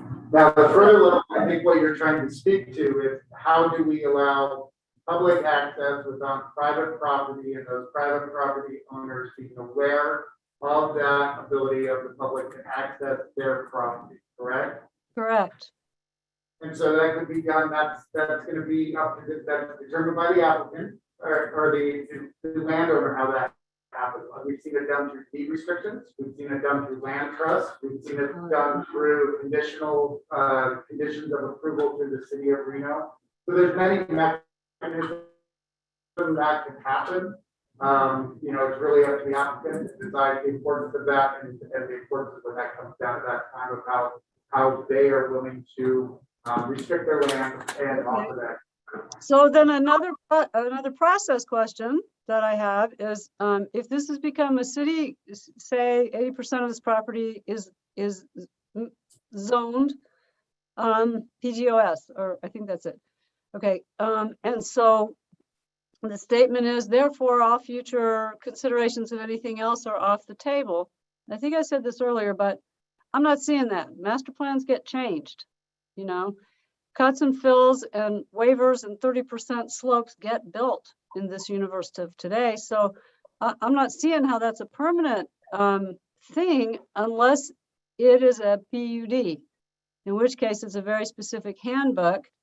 And then everybody who buys into the area knows about the very specific handbook, and then the rules of changing are much complicated versus one person with all this acreage who wants to just, I don't know, go upslope and put their studio up on a big pad and get, and there's a lot of things that a person could do on a small little thing. So it's I'm not quite seeing the same picture as you're saying, because I see, like, if I got one of the, especially that cute little corner lot to the southwest side there, and I could put an ADU in there and a lovely little studio. That slope's not all that steep on the lower part. I could get variances. It's a big property.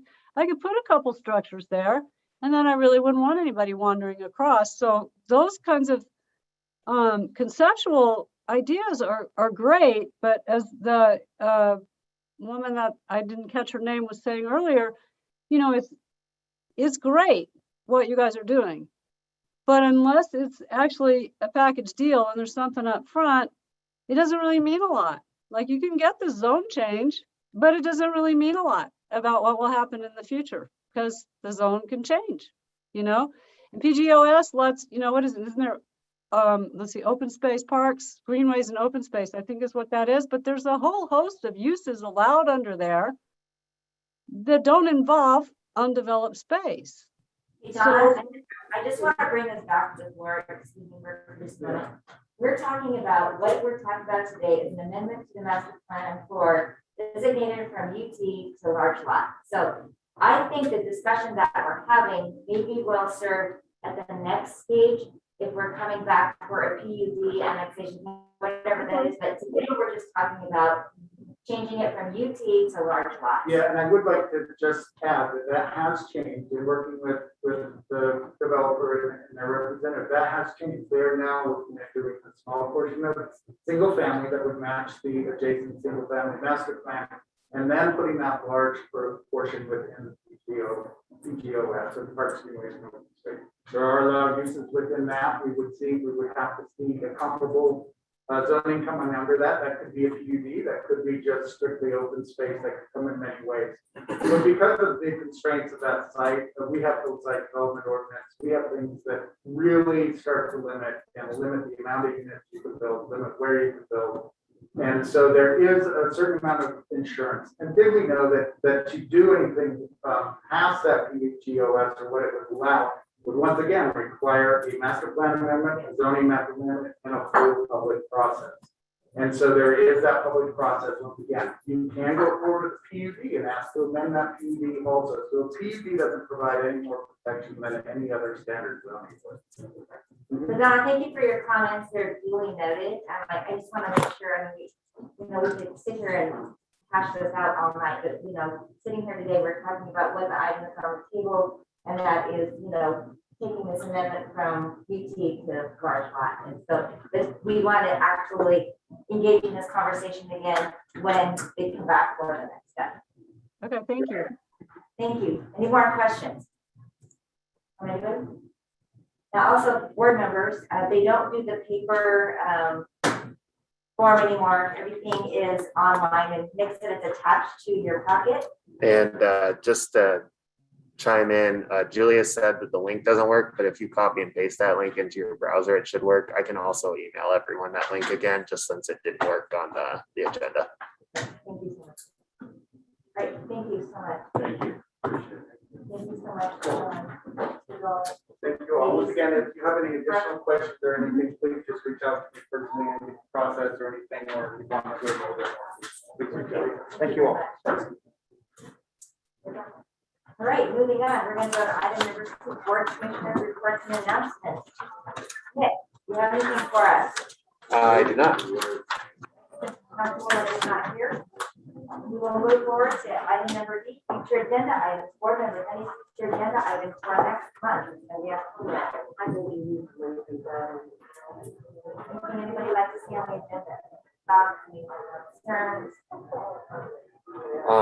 To chime in, I think something that would make sense is code enforcement coming back for the October meeting, given that they weren't able to come to that. And does the Plano Police Department come back next month, or would that be 1 month? It'd be 1 more month. Nick, can we see an after action on the event going on this Friday? Yeah, I think that'd be best in just my liaison report, but yeah. We can do it. Anything else happening in our community that we might want to talk about next month? Anything? Yeah. I would love to bring up, especially in my area, right here, by Damani, the increased amount of homelessness, especially because of the events that are going on in downtown Reno. I feel like I think the officer spoke to it in our last meeting, and we are seeing a lot of homeless individuals migrating from downtown Reno down to our part of town. So if we could have any update on that, I don't know if that should come from our PD the next meeting or really from any agency. Maybe someone from the CARES campus can address that. Just some thought. Julia or Donna, do you have any agenda items for next month you'd like to discuss? Mimi, I had one thing, and I already asked Nick about it, that we've never had a report on that development project down in Virginia and Longley, across from the gas station, and I'd like to know what that's. No, we've never, it went through, I think, when we were, on hiatus, and I'd just like to know what that project's gonna be, if possible. The staff could do that. They don't have to, I don't think it's a big thing. Also, we were wanting it to know how it's going mixed with that traffic study. That's the code enforcement item, yeah. Okay. Over there, one Dutch Brothers and then possibly Ranch. Yep, that's what code enforcement was gonna come today, but they were not able to. Okay, excellent. Anybody else? All right, so we did that, our future agenda. Any public comment? Okay. Thoughts, concerns?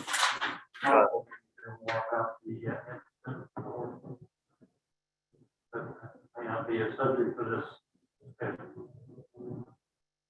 Yeah, and it wasn't on the agenda today, but since it's very recent, but we could, Nick, if we could get a report about the incident with the wild horses, maybe kind of, if we know what may, obviously we know what happened, but is anybody taking any precautions moving forward on how we can prevent that from happening again? Was it nighttime? Just maybe a little bit more detail. That would be fantastic. Okay. Is there any public comment on Zoom? I know you can't see them, so I just want to make sure. All right, hearing hearing that, you can move to adjourn. I'll move to adjourn. Okay. All right, all those in favor? Aye. Great job, guys. Thank you so much. Thank you. Thanks, man. That's obviously for being late.